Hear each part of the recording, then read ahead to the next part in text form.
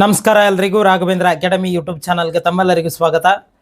ಇವತ್ತಿನ ವಿಡಿಯೋದಲ್ಲಿ ರೈಲ್ವೆ ಇಲಾಖೆಯಿಂದ ಮತ್ತೊಮ್ಮೆ RRB ಗ್ರೂಪ್ ಡಿ ನೋಟಿಫಿಕೇಶನ್ ಆಗಿದೆ.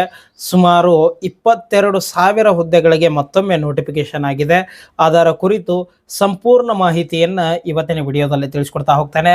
ನಿಮ್ದೇನಾದರೂ 10th ಪಾಸ್ ಆಗಿದ್ರೆ ಈ ಹುದ್ದೆಗೆ ಅರ್ಜಿಯನ್ನು ಸಲ್ಲಿಸಬಹುದು. ಪರೀಕ್ಷೆ ಕನ್ನಡದಲ್ಲಿ ಇರುತ್ತೆ. ಹೌದಾ, ಈ ಪರೀಕ್ಷೆಯ ಬಗ್ಗೆ ಸಂಪೂರ್ಣ ಮಾಹಿತಿಯನ್ನು ಇವತ್ತಿನ ವಿಡಿಯೋದಲ್ಲಿ ತಿಳಿಸ್ಕೊಡ್ತಾ ಹೋಗ್ತಾನೆ. ಇದುವರೆಗೆ ನಮ್ಮ ಚಾನಲ್ಗೆ ಯಾರು ಸಬ್ಸ್ಕ್ರೈಬ್ ಮಾಡಿಲ್ಲ, ದಯವಿಟ್ಟು ಸಬ್ಸ್ಕ್ರೈಬ್ ಮಾಡ್ಕೊಳ್ಳಿ. ಹಾಗೆ ವಾಟ್ಸಪ್ ಗ್ರೂಪ್ ಇದೆ, ಅದಕ್ಕೂ ಜಾಯ್ನ್ ಆಗಿ ಅಂತ ಹೇಳ್ತಾ ಬನ್ನಿ ಇವತ್ತಿನ ವಿಡಿಯೋನ ಶುರು ಮಾಡೋಣ. ನೀವೇನಾದರೂ RRB ಗ್ರೂಪ್ ಡಿ ಹುದ್ದೆಗೆ ತಯಾರಿಯನ್ನು ನಡೆಸ್ತಾ ಇದ್ದರೆ ನಾವು ಫೆಬ್ರವರಿ 1ರಿಂದ ಹೊಸ ಬ್ಯಾಚ್ನ ಸ್ಟಾರ್ಟ್ ಮಾಡ್ತಾ ಇದ್ದೀವಿ.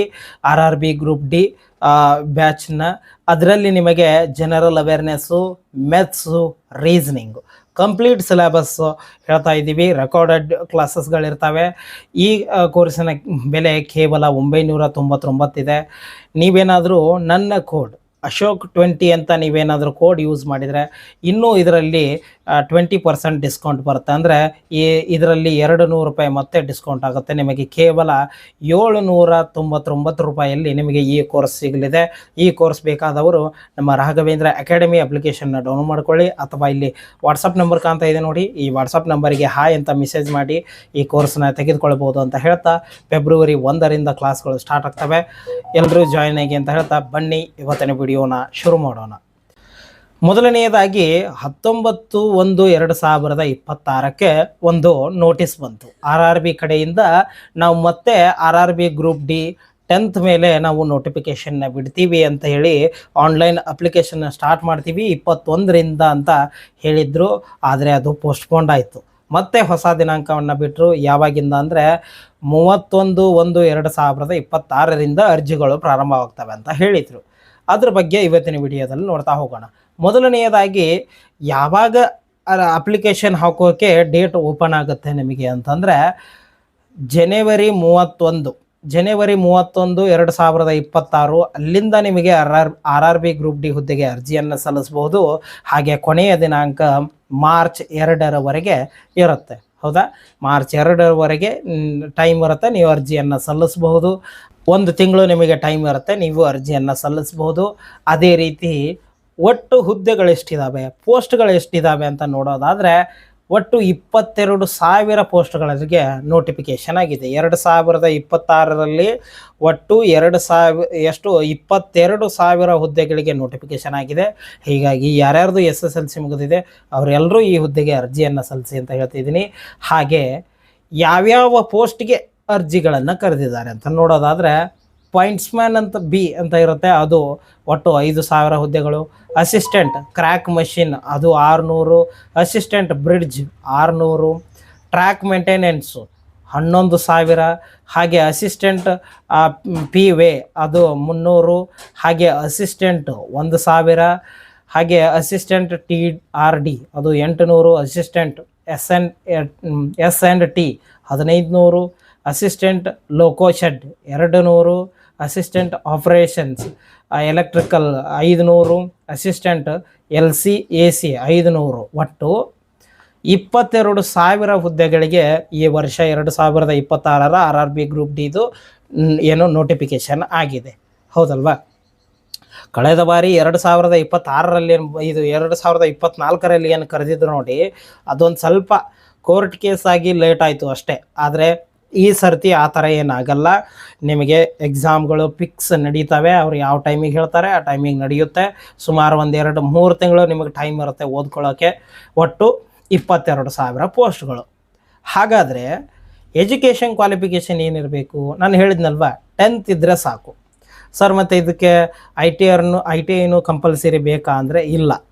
ITI ಇದ್ದರೂ ಬರುತ್ತೆ, ಇರಲಿಲ್ಲ ಅಂದ್ರೂ ಬರುತ್ತೆ. ಹೌದಾ, ITI ಇದ್ದರೂ ಬರುತ್ತೆ, ಇರಲಿಲ್ಲ ಅಂದ್ರೂ ಬರುತ್ತೆ. ನೀವು ಅರ್ಜಿಯನ್ನು ಸಲ್ಲಿಸಬಹುದು. ಕೋರ್ಟ್ನಲ್ಲಿ ಇದೇ ತೀರ್ಮಾನ ಆಗಿದ್ದು 10th ಇದ್ರೂ ಸಹ ಅರ್ಜಿಯನ್ನು ಸಲ್ಲಿಸಿ ಈ ಹುದ್ದೆಗೆ ಅರ್ಜಿಯನ್ನು ಸಲ್ಲಿಸೋಕ್ಕೆ ಬರುತ್ತೆ ಅಂತ ಹೇಳಿದ್ದಾರೆ. ಹೀಗಾಗಿ ನಿಮ್ಮದು ಜಸ್ಟ್ 10th ಪಾಸ್ ಆಗಿದ್ದರೆ ಅಪ್ಲಿಕೇಶನ್ನ ಹಾಕಿ. ಅದ್ರ ಜೊತೆಗೆ ಈ ಅಪ್ಲಿಕೇಶನ್ ಹಾಕಬೇಕು ಅಂದರೆ ಅಪ್ಲಿಕೇಶನ್ ಫೀ ಅಂತ ಇರುತ್ತೆ. ಎಷ್ಟಿರುತ್ತೆ? ನೀವೇನಾದರೂ ಜನರಲ್ ಕ್ಯಾಂಡಿಡೇಟ್ಸ್ ಇದ್ದರೆ, ಹೌದಾ, ಇವಾಗ ಒಂದಿಷ್ಟು ಜನ ಫಸ್ಟ್ ಟೈಮ್ ಹಾಕ್ತಾ ಇರ್ತೀರಿ ನೋಡಿ, ಅವರಿಗೆ ನಮ್ಮದು ಜನರಲ್ನಲ್ಲಿ ಬರುತ್ತೋ ಒ ಬಿ ಸಿಯಲ್ಲಿ ಬರುತ್ತೋ ಅದು ಗೊತ್ತಿರಲ್ಲ. ಯಾಕಂದರೆ ಸ್ಟೇಟ್ ಗೌರ್ಮೆಂಟ್ನಲ್ಲಿ ಅವ್ರದ್ದು ಒ ಬಿ ಸಿ ಬಂದರೆ ಸೆಂಟ್ರಲ್ನಲ್ಲಿ ಒಂದಿಷ್ಟು ಜನರದ್ದು ಒ ಬಿ ಸಿ ಬರಲ್ಲ. ಎಕ್ಸಾಂಪಲ್ ಇವಾಗ ಲಿಂಗಾಯತ ಅಂತ ಇರುತ್ತೆ ನೋಡಿ, ಅದು ಇಲ್ಲಿ ಒ ಬಿ ಸಿ ಬರ್ಬೋದು. ಕರ್ನಾಟಕ ರಾಜ್ಯ ಸರ್ಕಾರದ ಯಾವುದೇ ಹುದ್ದೆಗೆ ಅರ್ಜಿಯನ್ನು ಸಲ್ಲಿಸಿದರೆ ಅಲ್ಲಿ ಒ ಬಿ ಸಿಯಲ್ಲಿ ಬರ್ಬೋದು. ಆದರೆ ಸೆಂಟ್ರಲ್ ಗೌರ್ಮೆಂಟ್ನಲ್ಲಿ ನಿಮ್ಮದು ಒ ಬಿ ಸಿ ಬರಲ್ಲ, ನಿಮ್ಮದು ಜನರಲ್ ಕ್ಯಾಟಗರಿಗೆ ಬರುತ್ತೆ.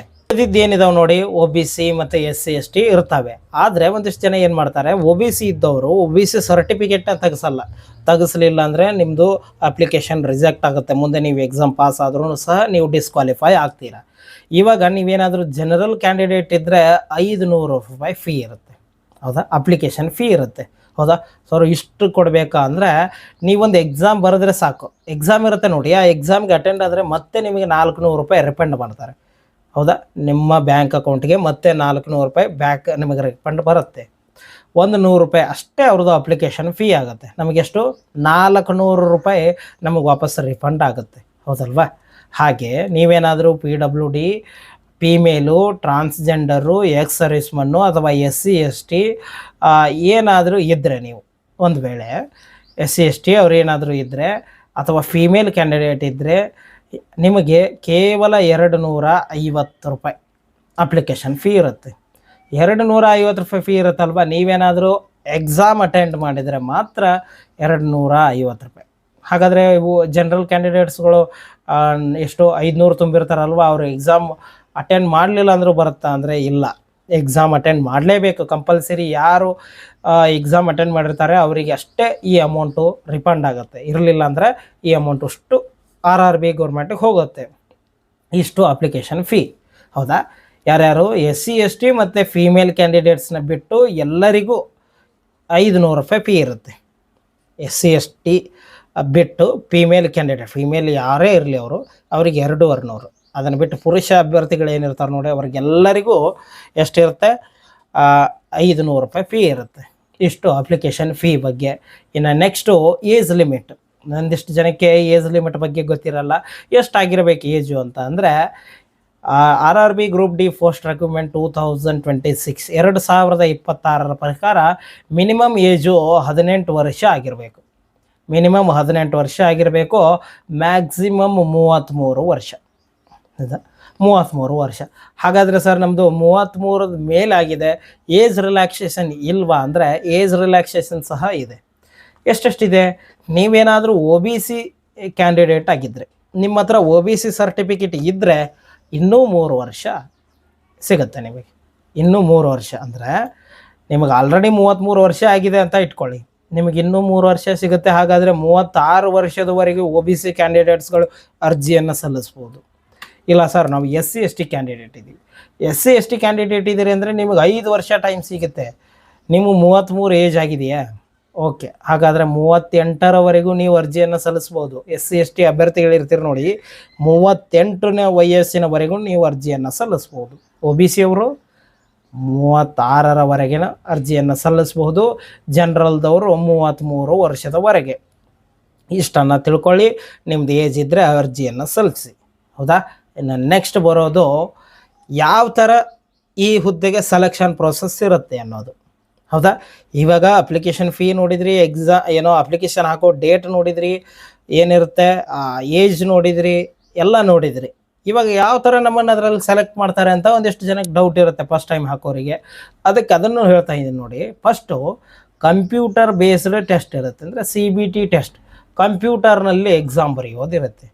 ಸರ್ ಮತ್ತು ನಮಗೆ ಕಂಪ್ಯೂಟರ್ ಬರಲ್ವಲ್ಲ, ನಾವು ಯಾವ ಥರ ಮಾಡೋದು ಅಂದರೆ ಈಸಿ ಇರುತ್ತೆ. ನಿಮಗೆ ಬೇಸಿಕ್ ನಾಲೆಜ್ ಕಂಪ್ಯೂಟರ್ನಲ್ಲಿ ಗೊತ್ತಿಲ್ಲ ಅಂದರೂ ಸಾಕು, ಜಸ್ಟ್ ನಿಮಗೆ ಮೌಸ್ ಯೂಸ್ ಮಾಡೋಕೆ ಬಂದರೆ ಸಾಕು. ನಾನು ಆಲ್ರೆಡಿ ಕಂಪ್ಯೂಟರ್ನಲ್ಲಿ ಯಾವ ಥರ ಎಕ್ಸಾಮ್ ಬರೆಸ್ತಾರೆ ಅನ್ನೋದನ್ನು ವಿಡಿಯೋ ಮಾಡಿ ಹಾಕಿದ್ದೀನಿ ನಾನು ಆಲ್ರೆಡಿ ವಿಡಿಯೋದಲ್ಲಿ. ಬೇಕಾದರೆ ನೀವು ಅಪ್ಲಿಕೇಶನ್ ಹಾಕಿ, ನಿಮಗೆ ಗೊತ್ತಿಲ್ಲ ಅಂದರೆ ನನಗೆ ಮೆಸೇಜ್ ಮಾಡಿ, ನಾನು ಅದ್ರ ಬಗ್ಗೆ ತಿಳಿಸ್ಕೊಡ್ತೀನಿ ಕಂಪ್ಯೂಟರ್ನಲ್ಲಿ ಯಾವ ಥರ ಎಕ್ಸಾಮ್ ಬರೆಯೋದು ಅಂತ. ಈಸಿ ಇರುತ್ತೆ, ಅದಕ್ಕೇನು ಹೆದರೋದು ಬೇಡ. ಇನ್ನು ನೆಕ್ಸ್ಟ್ ಬರೋದು ಫಿಸಿಕಲ್ ಎಫಿಷಿಯನ್ಸಿ ಟೆಸ್ಟ್, ಅಂದರೆ ಫಿಸಿಕಲ್ ಟೆಸ್ಟ್ ಇರುತ್ತೆ. ಎಕ್ಸಾಮ್ ಪಾಸ್ ಆಗ್ತೀರಾ, ಎಕ್ಸಾಮ್ ಪಾಸ್ ಆದಮೇಲೆ ಫಿಸಿಕಲ್ ಟೆಸ್ಟ್ ಇರುತ್ತೆ. ಸರ್ ಈ ಥರ ಆರ್ಮಿ ಥರ ಹಾರ್ಡ್ ಇರುತ್ತಾ ಅಂದರೆ ಹಾರ್ಡ್ ಇರಲ್ಲ, ಈಸಿ ಇರುತ್ತೆ. ಅದಾದ ನಂತರ ಡಾಕ್ಯುಮೆಂಟ್ಸ್ ವೆರಿಫಿಕೇಷನ್ ಇರುತ್ತೆ. ಅಂದರೆ ನೀವು OBC ಸರ್ಟಿಫಿಕೇಟ್ ಕೊಟ್ಟಿರ್ತೀರ, ಆ OBC ಸರ್ಟಿಫಿಕೇಟು ಯಾವಾಗ ಮಾಡಿಸಿದ್ರಿ, ಏನು ನೀವು ಅಪ್ಲಿಕೇಶನ್ ಹಾಕೋಕ್ಕಿಂತ ಮುಂಚೆನೇ ಅಥವಾ ಅಪ್ಲಿಕೇಶನ್ ಡೇಟ್ ಎಂಡ್ ಆಗೋ ಮುಂಚೆನೇ ನಿಮ್ಮ ಹತ್ರ OBC ಸರ್ಟಿಫಿಕೇಟ್ ಇರಬೇಕು. ಹೌದಾ? ನಿಮ್ಮ ಡಾಕ್ಯುಮೆಂಟ್ಸ್ ಎಲ್ಲ ವೆರಿಫಿಕೇಷನ್ ಆದಮೇಲೆ ಮೆಡಿಕಲ್ ಎಕ್ಸಾಮಿನೇಷನ್ ಇರುತ್ತೆ. ಇಷ್ಟಾದರೆ ಮುಗೀತು, ನಿಮ್ಮ ಡೈರೆಕ್ಟ್ ಆರ್ಡ್ರ್ ಕಾಪಿನೇ ಬರುತ್ತೆ. ಇಷ್ಟು ಸೆಲೆಕ್ಷನ್ ಪ್ರೊಸೆಸ್ ಇರುತ್ತೆ. ಇವಾಗ ಫಸ್ಟ್ ಎಕ್ಸಾಮ್ ಇರುತ್ತೆ ಅಂತ ಹೇಳಿದೆ. ಎಕ್ಸಾಮ್ನಲ್ಲಿ ಏನೇನು ಕೇಳ್ತಾರೆ, ನಾವು ಏನೇನೆಲ್ಲ ಓದ್ಕೋಬೇಕು, ಸಿಲೆಬಸ್ ಬಗ್ಗೆನೇ ನಾನು ನೆಕ್ಸ್ಟ್ ವಿಡಿಯೋ ಮಾಡ್ತೀನಿ ಅಂತ. ಅಂದರೆ ಇವಾಗ ನಾನು ಮೇನ್ ಹೇಳ್ತೀನಿ ನಿಮ್ಗೆ ಏನೇನಿರುತ್ತೆ ಅಂತ. ಜನರಲ್ ಇಂಟೆಲಿಜೆಂಟ್ ಆ್ಯಂಡ್ ರೀಸನಿಂಗ್ ಅಂದರೆ ರೀಸನಿಂಗ್ ಕ್ವಶನ್ಸ್ಗಳು. ರೀಸನಿಂಗ್ ಕ್ವಶನ್ಸ್ಗಳು ಎಷ್ಟಿರ್ತವೆ? 30 ಕ್ವಶನ್ಸ್ಗಳು ಇರ್ತವೆ. 30 ಮಾರ್ಕ್ಸ್. ಅಂದರೆ ಒಂದು ಕ್ವಶನ್ಗೆ 1 ಮಾರ್ಕ್ಸ್ ಅನ್ನೋದು ಗೊತ್ತಾಯಿತು ನಿಮಗೆ. 30 ರೀಸನಿಂಗ್ ಕ್ವಶನ್ಸ್ ಇರ್ತವೆ, 30 marks. General science 25 general science ಅಂದರೆ ವಿಜ್ಞಾನದ ಮೇಲೆ 25 ಕ್ವಶನ್ಸ್ಗಳಿರ್ತವೆ, 25 ಮಾರ್ಕ್ಸ್ಗೆ. ಇನ್ನು ಜನರಲ್ ಅವೇರ್ನೆಸ್ ಆ್ಯಂಡ್ ಕರೆಂಟ್ ಅಫೇರೆನ್ಸ್ 20 ಕ್ವಶನ್ಸ್ಗಳು. ಈ ವರ್ಷ ಅತಿ ಹೆಚ್ಚು ಕರೆಂಟ್ ಅಫೇರೆನ್ಸ್ ಮೇಲೇ ಪ್ರಶ್ನೆಗಳು ಬಂದಿದ್ದಾವೆ. 2025ರಲ್ಲಿ ಏನು ಎಕ್ಸಾಮ್ ನಡೆದು ನೋಡಿ, ನಾನು ಎಲ್ಲ ಕ್ವಶನ್ ಪೇಪರ್ನು ಅನಲೈಸ್ ಮಾಡಿದ್ದೀನಿ. ಅದರಲ್ಲಿ ಕರೆಂಟ್ ಅಫೇರೆನ್ಸ್ ಮೇಲೇ ಜಾಸ್ತಿ ಕೇಳ್ತಾ ಇರೋದು. ಹೀಗಾಗಿ ನಮ್ಮ ಕೋರ್ಸ್ನಲ್ಲಿ ಏನು ಮಾಡಿದ್ದೀವಿ, ಡೈಲಿ ಕರೆಂಟ್ ಅಫೇರೆನ್ಸ್ ಕ್ವಿಜ್ ಅಂತ ಮಾಡಿದ್ದೀವಿ. ಅಂದರೆ ನಿಮಗೆ ಪ್ರತಿದಿನ 20ರಿಂದ 30 ಪ್ರಶ್ನೆಗಳು, ಒಂದೇ ದಿನಕ್ಕೆ 20ರಿಂದ 30 ಪ್ರಶ್ನೆಗಳು ಕರೆಂಟ್ ಅಫೇರೆನ್ಸ್ ಮೇಲೇ ಇರ್ತವೆ. ಆ ಪ್ರಶ್ನೆಗಳು ಇವಾಗ ವಿವರಣೆಯೂ ಕೊಡ್ತೀವಿ, MCQ ಕ್ವಶನ್ಸ್ಗಳು ಇರ್ತವೆ. ಹೌದಾ? ನಮ್ಮ ಆ್ಯಪ್ನಲ್ಲಿ ಮಾತ್ರ ಇರ್ತವೆ, ನಮ್ಮ ಕೋರ್ಸ್ನಲ್ಲಿ. ಹಾಗೆ ಮೆಥಮೆಟಿಕ್ಸು 25 ಪ್ರಶ್ನೆಗಳು, 25 ಮಾರ್ಕ್ಸ್. ಹೌದಾ? ಒಂದಿಷ್ಟು ಜನರಿಗೆ ಏನಾಗುತ್ತೆ ಅಂದರೆ ಮೆಥಮೆಟಿಕ್ಸ್ ಈಸಿ ಇರುತ್ತೆ, ಯಾವುದೋ GK ಈಸಿ ಇರುತ್ತೆ, ರೀಸನಿಂಗ್ GK ಈಸಿ ಇರುತ್ತೆ, ಒಂದು ಸ್ವಲ್ಪ ಸೈನ್ಸ್ ಕಷ್ಟ. ಬೇಡ, ಏನು ಮೆಥಮೆಟಿಕ್ಸ್ ಓದಿ, GK ಓದಿ, ಮತ್ತು ಯಾವುದು ರೀಸನಿಂಗ್ ಓದ್ಕೊಳ್ಳಿ. ಇದನ್ನಾದ್ರೂ ಪರ್ಫೆಕ್ಟ್ ಆಗಬೇಕಲ್ವಾ? ಇದನ್ನು ಬಿಟ್ಟರು ಇವು ಅಷ್ಟಾದರೂ ಪರ್ಫೆಕ್ಟ್ ಆಗಿರಲೇಬೇಕು. ನಾವು ಜಸ್ಟ್ ಕ್ವಾಲಿಫೈ ಆಗಬೇಕು ಅಂದರೆ, ಹೌದಲ್ವಾ? ಇದನ್ನು ನೋಡ್ಕೋಬೇಕು. ಇದರದ್ದು ನಾವು ಕ್ಲಾಸ್ ಮಾಡಿ ಹಾಕ್ತೀವಿ, ಎಲ್ಲ ಮಾಡ್ತೀವಿ. ಹಾಗೆ ಟೋಟಲ್ ಆಗಿ 100 ಪ್ರಶ್ನೆಗಳು, 100 ಮಾರ್ಕ್ಸ್ಗೆ. MCQ ಮಾದರಿಯಲ್ಲಿ ಇರ್ತಾವೆ. ನೀವೇನು ಬರೆಯೋದಿರಲ್ಲ, ಏನಿರಲ್ಲ. ಟೈಮ್ ಎಷ್ಟಿರುತ್ತೆ?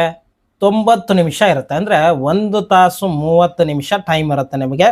100 ಪ್ರಶ್ನೆಗಳನ್ನು ಅಷ್ಟರೊಳಗಡೆ ನೀವು ಬಿಡಿಸ್ಬೇಕು. ಹೌದಾ? ಎಕ್ಸಾಮ್ ಬಗ್ಗೆ ನಾನೆಲ್ಲ ಹೇಳ್ತೀನಿ ಮುಂದೆ.